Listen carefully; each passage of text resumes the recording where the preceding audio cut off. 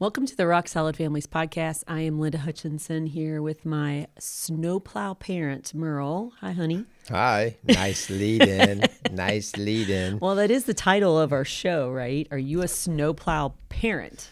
I'm a snow plowing husband because I am the one who snow plows the snow around here, but I'm not a snow plowing father. Yeah. Well, we're going to talk about what that means. Are you a snow plowing mother? I try not to be. I have been guilty of that in the past, but and you know, for those, I would say you're a helicopter mom, not a snowplow mom. What? I don't see you barreling out and clearing the path. No. What I do see is you hovering. Hover. Yeah. Thanks for calling me out on that one. well, you know, it's what it is. We're working in progress. Yeah. So you know? Anyway, that's the talking about parenting today. We're talking about obstacles that are in our child's way and that we make clear as smooth as we can, whether it be through a snowplow or a bulldozer, sometimes it's called. If you would Google either one of these, it would describe the style of parenting we're going to talk about today that we really see a lot in our office that really we want to address. So this is a parenting show. Yeah, I do think, honey, it's important. I don't, whether it is snowplow or helicopter or whatever it is, it's not to point the finger as if it comes with ill intention. I think it comes actually with the best intentions. People want the best. They want the best for their kids. And so, it's more of a reaction. Man, I want to do this right as a parent. And sometimes by overdoing it, you end up messing it up. So what kind of parenting are you then? I would probably be more on the neglectful side. I would be like, whatever. All of these are I don't know irrational ways of parenting or irresponsible. I would be more likely, and again, that's why ways. you and I have to be a balance, because I would be more likely to say, like, who cares? Let them just pay the price for whatever happens. And so I would let that happen. And I'm not saying that that's always right. And you would be more of on top of it, right? And so that's why we have to dance together. Well, really, this is our own counseling session. I'm glad you can chime in with us. Which one are you? Which one are you? But again, like you said, hon, as we are getting into this, it's not with ill intent. There's we are not saying you are ill-willed or that you have wrong intentions. But what we're saying is the results don't end up being well-rounded adults, self-sufficient teenagers. And so we're going to try to help minimize that damage that we can do. And you're right. I can helicopter. I've been known to helicopter before. And so anyway, we're doing bulldozing and snow plowing, though. Before we do, though, we want to thank our sponsors. Yeah, so let's thank Maxwell Construction, Casey's Outdoor Solutions, and the Hoosier Ice House. Thanks again to those guys and the support that they give us. We also want to thank all of you listeners and viewers out there. Thank you for continuing to pass our shows along. I heard just again today, and I think this is why we do what we do in terms of the shows. On a regular basis, people come in and say, "Hey, I listened to that show, and this is what it helped me with." And so that's what we're about. At the end of the day, it's not about 1 million views. It's about the views that are out there. Are they helping and being used by the people? And so we just want to thank you guys for that. Yeah, and we're going to talk about some of these styles of parenting that really do more harm than good.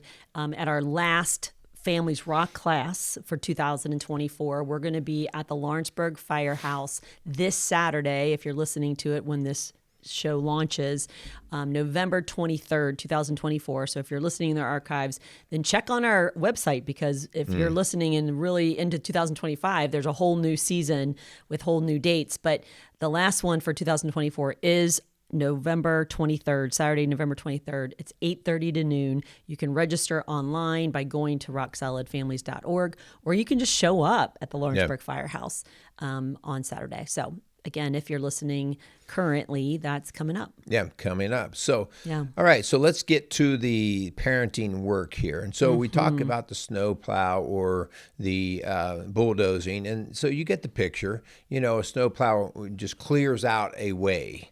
And it's supposed to make it easier for everybody that's coming behind the snowplow because there's a rough road up ahead. And so the intention of the snowplow is good, right? It is good.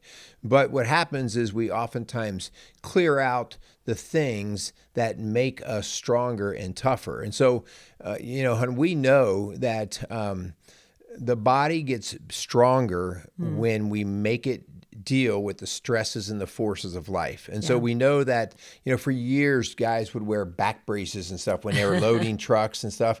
And every, day in and day out, they'd wear all these back braces when they were loading trucks. And we found out that their backs got weaker and weaker and weaker. And so the intention was good, like we're trying to protect these guys, but because their back never had to do the work, the brace was always doing the work, these guys would be getting weaker. Wow. Okay. Yeah. Yeah. And so the same thing happens with trees. If you take a tree and it's all protected by all the other trees in the woods, and then you cut all the other trees down and you got this freestanding tree, that tree is going to be in trouble because it no longer has any wind block from all the force of the wind that's coming. So it's not strong enough. Yeah. I think about when we used to live in Hidden Valley Lake, they were known for snow plowing the streets. Like we could get anywhere faster in Dearborn County because they were good about it. They were great, right? And so that cleared the way for us, which was nice when you're in a car. Right. But when you're a child who needs to learn through doing and learn through hard things, we're not helping our kids. And so we actually have more long-term negative consequences for children when we intervene and when we take away any obstacles that are in their path. Right. I want to share with you a post recently by one of our famous favorite parent gurus, John Roseman, and we used to call him Dr. John Roseman, but he was a psychologist that worked with families and children for years and years and years and wrote tons of books, including Parenting by the Book that we really recommend. He was on our show. You can go back on the archives and search that. But he posted something that I thought really applied to this today. It says, one of the things parenthood has taught me is that you don't necessarily do children any favors by trying to make them happy. Sometimes in order to promote a child's progress towards self-sufficiency, parents must do highly unpopular things. Unfortunately, many of today's parents are reluctant to do anything that might result in their children even being temporarily unhappy or hard, right? And so he mentions 3 factors of that, but he's just telling us how, just to make it easy, just to make them happy, we snowplow, we bulldoze through the hard things or any difficulties or any consequences that might come, and we really don't do them a long-term help. Yeah. Well, let's talk about what that might look like, right? Because I think sometimes we get the idea, we read the article, but there are different characteristics. And as Linda and I talked out, we've already confessed our sin to you, right? I'm the neglectful one. We're not even talking about helicopters the helicopter. Today. And so, which one are you? And so the idea here is these are some of the characteristics. And the first one, that again, you don't have to have all of these, but we all have portions of them. The first one is that constant intervention. And, and this is associated with a lot of drama. These are the parents who, like when I worked in the school, I could count on, nearly the weekly phone call. How is this going on at the school? How, calling the teacher. It's just constant intervention. And they don't realize that the rest of the teachers in the building are like, oh my gosh, here they are calling again. Did you know that Johnny wouldn't share outside in the playground? And then my daughter came home crying. It's like you can't keep intervening. By the way, parents are coming into us exhausted. Yeah, that's the high drama part of the high energy. Drama. And it's like, it's because you're pouring too much energy and too much focus and too much time on that constant intervention. I remember when recess duty, right? Like kids have been going out for recess for like 3,000 years or something crazy, right? And so we had a parent call and she was screaming about how it was freezing. And literally it was like 32 degrees. Okay, it was freezing and we made her daughter go outside for recess. And I was just like, are you serious? Like really? So again, you might be guilty of that, but the idea here is yes, they might be cold. the difficulty there for them is, Mom, tomorrow I'm taking a coat because yesterday I was cold at school. That's what I want from them, adaptation and flexibility, so that they know what to do versus, well, I don't have to even worry about the coat anymore because they're not going out. My mommy won't make me go out. Yeah. The second one that you can see that you're a snowplow parent is if you have this excessive praise going on, if positive, constant reinforcement. You are just, making sure your child knows without a shadow of a doubt they're the best, and you want everybody else to praise them, and you're the one that is going to pay for the trophies because they don't have trophies in your child's league, but you're going to pay for the trophies so everyone gets one. Like, excessive praise is a sign that you are a snowplow parent. Yeah, you're plowing out the opportunity for them to feel a little bit. Well, they'll cry if they didn't have a trophy. So you're trying to move that away so that they can't experience that. Another one, boy, we've talked about this one so many times, and is that idea of you're so overly involved that you are scheduling and over-scheduling your kid to be on the right path, the path that you want them to be on. And so you've got them, whether they like it or not, right? They're taking piano, they're taking foreign language, they're in martial arts, our parents they're on fed a football on that team, right? We didn't get instruments. Into that. Yeah, our parents didn't love us. But so there's idea like you're over scheduling for the sake of trying to plow out every opportunity or any obstacle that could be in their way. But look at all the opportunities you'll give them. And in the meantime, you don't give them those opportunities, right? You overflow or you overflood them with too much to do. And also the house has too much to do now. And sometimes a child will say, I don't want to play football anymore. I don't want to do gymnastics anymore. And you'll be like, oh, yes, you do. Yes, you do. Yeah. And you just keep plowing through that. Like, you're going to be the Olympic star and you're going to push through this hard time. And so if they're, and again, we don't let our kids quit in the middle of the season. Right. But if from year to year they say, I don't want to do basketball anymore, I want to try judo or whatever, jujitsu or whatever, like, let them kind of lead the way on what they're doing and not doing. But again, you can't be plowing through that to get them to that highly successful career that you think they want. Let me throw this on a slightly different bent, and that would be because some kids want to be involved in a lot. They have high interest and stuff like that. But then you will have kids who they don't want to do anything, right? They do just kind of want to lay around the house. And it is okay in that respect to say, listen, I don't care what you do, but you need to sign up for something this fall season, okay? You're going to do something. And so you're not plowing away. You're actually pushing out a challenge to say, I'm going to be that outer force that makes you get uncomfortable. Good point. So there's a balance, right? Yeah. The next one is the fear of failure, that you're more worried about them getting cut from the team, or you're more worried about them not being invited to the party, or you're more worried about them getting a B on that test. And so you're the one that's making them study or, doing their homework for them, or you're the one calling the friend to see if that friend will include your child in that party or that event. And so you're more worried and protecting them from any kind of failure or disappointment. And that's what Roseman's trying to say about they can't always be happy. Right. They can't always be included. And so that's where you've got to step back and let the natural consequences, let them figure it out. Let them talk to that friend and ask them why they weren't invited or can I come? Not you. As you say that, my mom and dad never cared if I failed them. They never did anything for me for school. But one of the benefits of larger families. Yeah. In larger families, you can't be a bulldozing parent very easily because it's there's really just not exhausting. enough fuel in the bulldozer for all that. So, But our society is kind of making it sound like those are the neglectful parents. Yeah. Like they must not love the child because they don't have them in 4 sports and they're not letting them do everything they want. And so part as a parent is being able and willing to say no and not making your child happy. Yeah. So let's get to some more nitty gritty because now we're going to scratch a few people. And that is, the why. Why? What are some of the reasons why parents could be engaging in the snow plowing? And again, like we're coaches, so sometimes we have to call out what we see. Yeah. And so when you hear this, are you coachable, right? Sit in it for a moment. Sit in it for a moment and go, wow, that is something that I'm challenged with, okay? But one of them One reason why is just the overprotectiveness. Like we said, we're trying to put our kids in bubble wrap. We're trying to make sure that they never experience a hurt, a scratch, a pain. And so it's just this overprotectiveness because we don't want, straight up, we don't want them to hurt. We don't want them to fail. And I think that goes along with the next one, that the personal experiences. Like if you experienced rejection as a child, if you experienced, let's say, you were molested by a cousin, then you're going to be this overprotective parent. I can see it in a lot of my clients. Like, I don't want them to go outside our neighborhood, or or outside our yard, and because they had a bad experience, so they've tied the two together.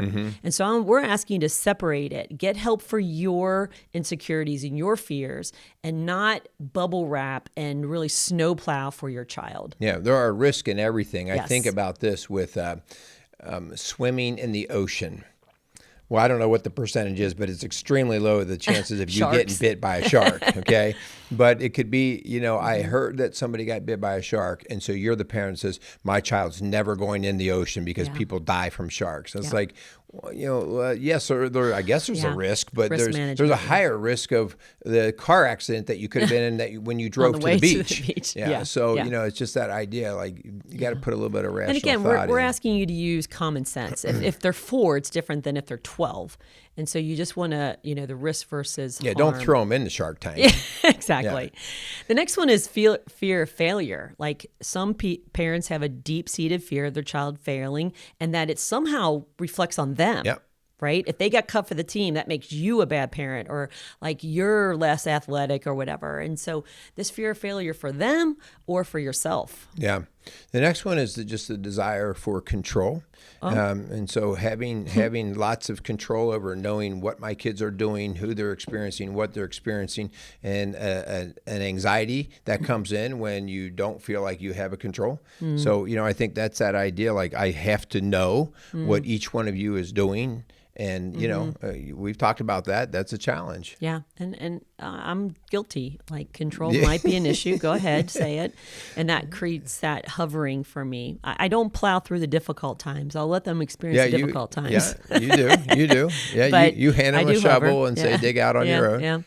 The next one is unrealistic expectations. And sometimes because of the way you were raised, maybe there was this unrealistic, unhealthy expectation on you. And so sometimes we, without really even realizing it, we turn it around and put it on our kids. Even if we hated it from our parents, we come and do that with our kids. I've been guilty of that too. And so sometimes we just have such high expectations that our kids feel like I can never please you, or it's never going to be enough. Yeah. And the last one I really want to speak on here is we all the time talk about the peer pressure on kids. And so we try to protect our kids in terms of education to say, you don't have to do what the other kids do and stand up to the other kids, because you don't have to follow the wave.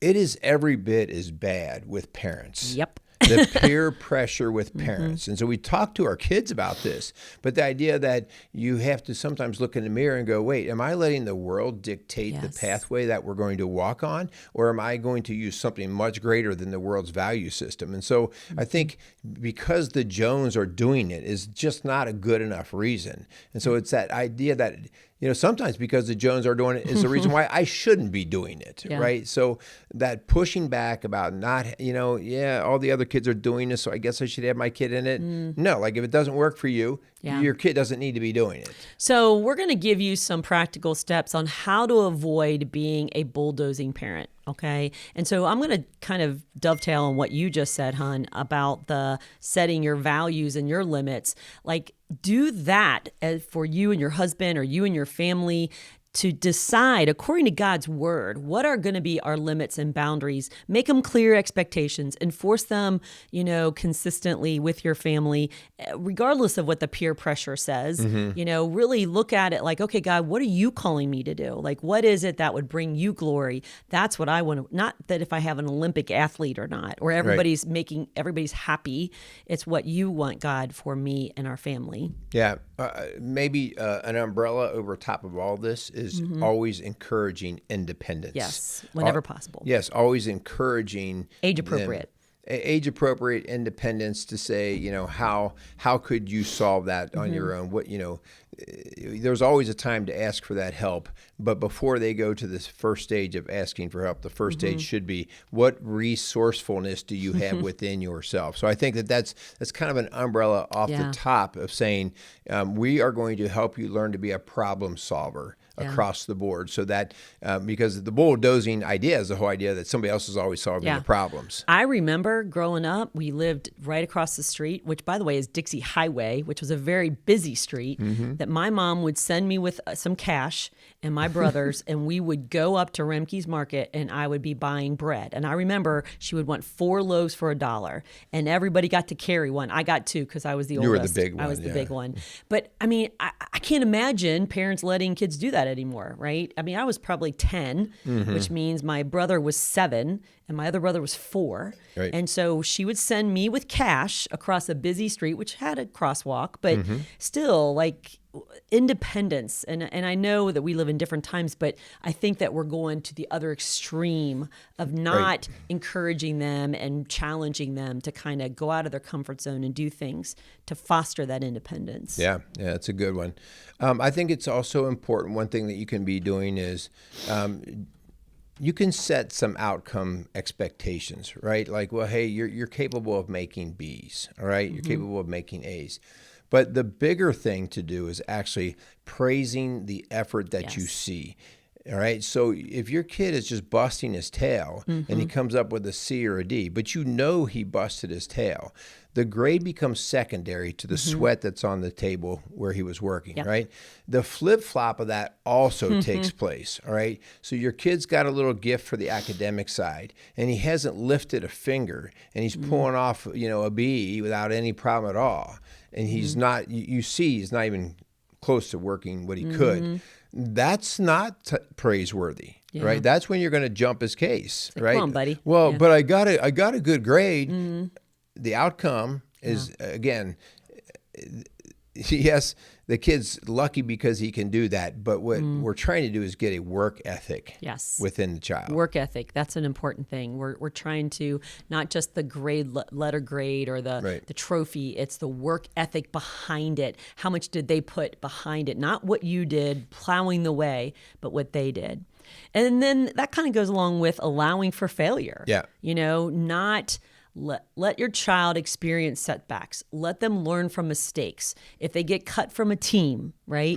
If they do get a bad grade, like, okay, so what did you do? Well, I didn't even do my vocabulary. I didn't even study. Okay, well, that's probably why you got a D. I'm not calling the teacher and asking for a redo. It is kind of ridiculous today. They get chance after chance after chance to do something they should have just done well the first time. You're not helping most kids when you do that. You're fostering a lesser ability out of them. And so we that rule came because I was in the school when that came, that the kid can get 500 chances to take and finish something. And that rule came on the idea that there are some kids who, usually with IEPs and stuff, could use more tries. But we put it into the mainstream, and that hurts the mainstream. We saw it with our own kids. Our kids are very capable, and they would come home and say, "Oh, I don't even have to do it because they're going to let me have another chance. I can turn in late. It's no big deal." Yeah, and as parents, we're over here screaming because that's not what we want to foster in our kids. No. The next one is to foster resilience. So help your child develop coping mechanisms. What do they do when there is a challenge, when they do experience failure? Do they, remember when our son was wrestling and one coach was such a hothead and he let his kids throw down their headgear and not even shake the other person's hand? And man, that would never fly on our team. Man, you're going to shake that hand whether you won or lost. You're going to be respectful when you go off that mat. You're not going to yell and scream and throw things. You've got to foster that in your child now so that they can handle hard things later. Yeah, you fell off the horse, get back up and get on the horse again. And so the setback is something saying, you get a moment to mourn, but then you got to get back to your mind to keep plowing forward with the next thing. Yeah. And so that goes, the next thing we really want to promote here is the idea of self-sufficiency. So these are simple things that you can actually start age appropriately, that your kid is capable of doing certain things on their own. It might be that they're able to bring their dinner dishes over to the dishwasher. All right, rather than you going over and hovering over to the dishes and taking care of it. It might be that they can make their bed. It might be that they can clean their room. It might be that they can do their laundry. But when you see that they even have a spark of capability to do that, that putting up that opportunity to be self-sufficient, all of a sudden, I think it is cool because, our daughter is 19 and she's fully capable of taking care of herself. Yeah. She can cook her Cooking, own meals. She can do her own laundry. She cleans better than me. There's not even, she needs to do that, by the way. I noticed her room. So that there's just that idea that they're capable. Yeah. I will confess that when our second oldest son was in high school, I did their laundry, and I enjoyed laundry, and I just did it. And so when he went into college, I remember him calling like the first couple weeks. Going, he was mad. Yeah, he's like, "Thanks, Mom. I have no idea how to do my laundry." Yeah. And it was like, okay, I did not set him up for success, right? I mean, he enjoyed it while he was in high school, but now is like, now what do I do? Tell me how to do laundry. And that was my fault to do that. Yeah. The next one is encouraging positive and healthy social interaction. And so, guys, the cell phones, we've talked about them so often. Teaching your kids to get rid of those and learn everything from learning to look at others, especially people in authority, in the eyes, and to be able to have a nice, strong, bold handshake. The idea that you can go, I don't like all these kiosks and fast food for ordering, because that was one of those places where we could train our kids to say, hey, look at the menu, figure out, and now speak loudly, because they always wanted to put their chin down and kind of, whisper. It's like, that's another lost opportunity. But you want to teach your kids how to socially interact well, because that's a skill that will be lifelong, and you won't have to be saving your kid by speaking for them. And that is so true. And our son went to the doctor the other day, and I'm still in the room with him to talk to the doctor. But, he was down, his head was down in the phone. And I thought, no, we're going to put the phone away and talk to the doctor. But our teens especially are burying their face and burying themselves into a phone. When there's somebody right in front of them that's asking them questions or wanting to talk to them, wanting eye contact. And so please do not let them bury themselves and hide and make you do all the answering. You do all the talking, and whether lose it be ordering. The opportunity. Yeah, whether it be at a restaurant and someone says, "What would you like?" And you're like, "Oh, well, she wants chicken nuggets." No. What do you want? Tell her what you want. Like, okay, that's a really simple way of not being a bulldozing snow plowing parent. Yeah. And if they won't do it, then they don't eat. Right. And listen, we remember saying that, listen, if you're not going to do that, then we're just going to eat, and you're going to have to watch us eat. And again, that's not being mean, right, guys? That's not being mean. Sounds like we're starving our children. Well, none of them are losing any weight from it, that's for sure. Yeah. The last thing, guys, is sometimes when your kids are going through hardships, they think that they're the only one that's ever experienced anything difficult, all right? And so the idea that you share some of your hardships, not like, you beat them up like, you should have seen how tough it was, but the idea that your kid's not the first one to ever walk through snow. I'm still thinking of like, in my day, I walked to school uphill both ways. Brother on my back. Yeah. That's what I'm thinking but of. It is important. It's important, that our kids knew that, I was buying all my own clothes by the time I was 14 and 15 years old. We were buying our own cars, and we didn't look at it as hardship. We looked at it as opportunity. Well, this is the only opportunity that I have to go make it to the next place I want to go. So the idea that you share what people have gone before, we do this all the time in history books. We read these stories of people who came across ships, that took months and months to get across the ocean. when we read that, we go, oh my gosh, those people were so tough and strong, right? And that's that resilience that we would like to see in more and more of ourselves and our kids. Yeah. So by avoiding some of these common pitfalls of bulldozing or snowplow parenting, you can empower your child to develop skills and confidence and resilience to really be able to succeed in life. And so please, we're all guilty, as Merle and I just confessed, it is tempting to kind of rescue and to kind of, kind of hover and those kind of things, or neglect, but because you're tired, right? What is your syndrome that we experience often? PFS. Parenting fatigue syndrome. Maybe you have PFS, right? Yeah, and that usually happens with the last kids in the family and not the first, where you go, I don't care. Go do whatever you want to do. I don't care. It's kind of like senioritis, right? Yeah, you're shutting down. And it's not that you love the kids less. It's just that, you're tired. You're not ready to put the Hey, trust energy me, in. we have been parenting for 33 years. We still have children in the house. We're ready. We're ready to be empty nesters again. But anyway, we hope that's been helpful. Again, we're not perfect. We've got a lot of work to do too, but we're just hoping that you can learn from what we see, from what we've learned ourselves, and that we can be better. God, we're not going to be perfect. Right. And by the way, you tell your kids, we make mistakes. We tell our kids all the time, we're not perfect. We know we make mistakes, and we're going to tell you we're sorry when we blow it, but we're going to continue to grow and help our kids continue to grow and strengthen.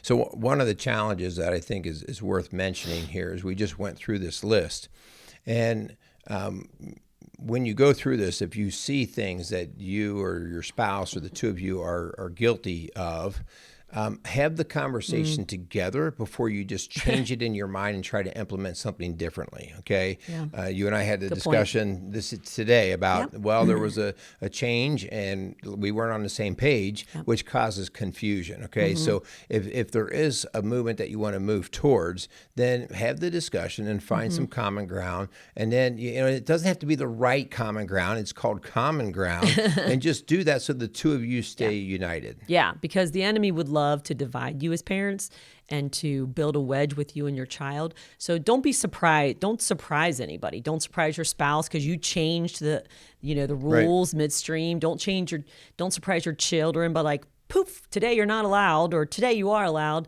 Like, let's make sure we're communicating all along the way. And that's a good point, hon. Yeah.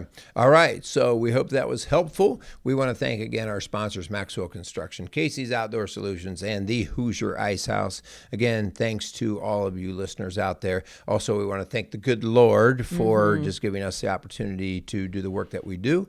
And we just thank again, the people that come in and support us and help us to live another day in the mission field. We were just talking this week, this past couple weeks with our students in our before school Bible study, and we're teaching them that we all have one identity as children of God. To be a child of God is your one identity, whether you're black or white, whether you're tall or short. We have this identity as his children. And we need to teach that to our kids. Like, you are a child of God. I'm a child of God. And then we have one purpose, and that one purpose is to glorify him. So what our goal is as parents is to whatever we do, whatever we say, however our attitude is that we glorify God. And so if that is your purpose, if that's what you teach to your kids, you can't go wrong. You're not going to get it perfectly, but if your goal and your filter is filtering everything through, is this going to glorify God? What I'm going to do, what I'm going to say, is that going to help my child in the long run? That's our purpose as a parent. All right, guys, again, thank you for listening. So Rock Solid Families, building a stronger community, one family at a time. Make it a great day.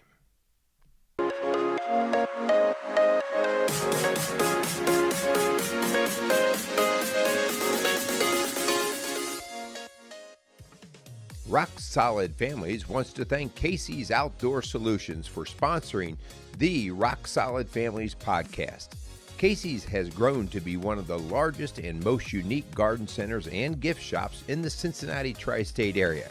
Whether you are looking to take on that next landscape project or simply add a little home decor to your house, Casey's has you covered.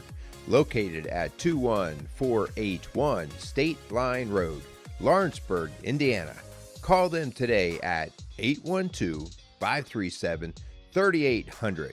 Let Casey's help you add beauty to your home.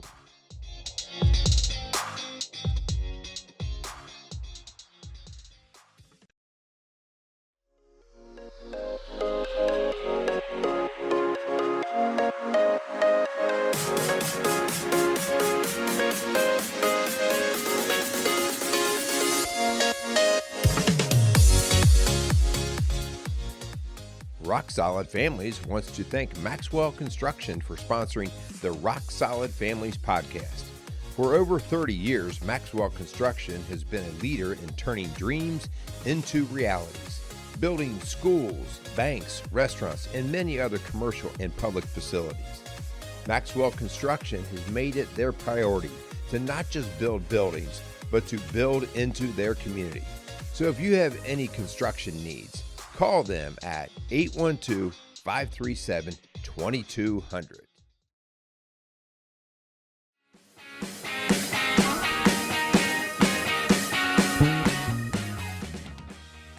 Rock Solid Families would like to thank Hoosier Ice House for being a proud sponsor of the Rock Solid Families podcast.